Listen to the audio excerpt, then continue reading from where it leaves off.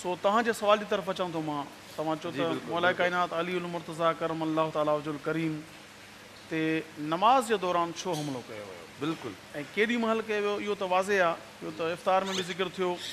मौला काइनात अली उल मुर्तज़ा करम अल्लाह ताला वजुल करीम जी शान करीमी तव्हांखे ॿुधायां।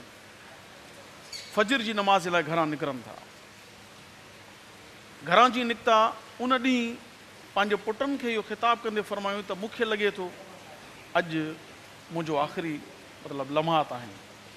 घरां फजर जी नमाज़ जे टाइम ते निकिरनि था ऐं सदा ॾींदा अचनि था त नमाज़ नमाज़ नमाज़, उथो नमाज़ पढ़ो, उथो नमाज़ पढ़ो। मुंहिंजे घिटियुनि मां जेके आहिनि सो आवाज़ सदाऊं ॾींदा अचनि था पिया त नमाज़ पढ़ो, नमाज़ पढ़ो, नमाज़ पढ़ो। जॾहिं आया त मेहराब जे अंदरि इब्न मुलजम सुतो पियो। हुनखे इंतज़ारु हो अली उल मुर्तज़ा ईंदो ऐं बीहंदो नमाज़ में त मां हमिलो कंदोसांसि।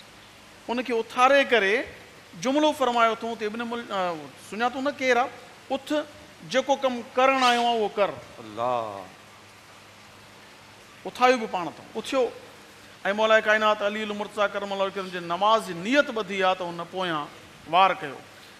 छो नमाज़ में हमिलो थियो, इन जो हिकिड़ो वाक़ियो मां अॻु में बि तव्हांखे अर्ज़ु करियां।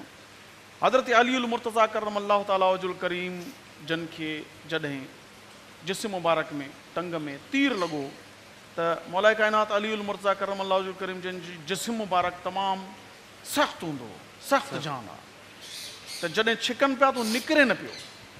पोइ सहाबा किराम अली मुर्तज़ा जी मां इहो फ़ैसिलो कयो जॾहिं अली उल मुर्तज़ा नमाज़ जो टाइम थींदो नमाज़ खां न रही सघंदो, नमाज़ ते जॾहिं बीहंदो जो जिस्म नरम थी वेंदो ख़ुदा जे ख़ौफ़ मां ऐं ख़ुदा जी इबादत जी एॾी माना तड़प ऐं शौक़ु हो जो इन में जो जिस्म नरम थी वेंदो।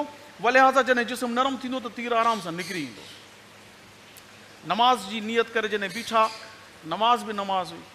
मौला काइनात अली उल मुर्तज़ा करम अल्लाह करीम जो फ़रमान आहे त मां सजदे खां सिर तेसी ताईं न आहियां खणंदो जेतिरे ताईं पंहिंजे रब जो दीदार न कयां। अल्लाह अल्लाह अल्लाह।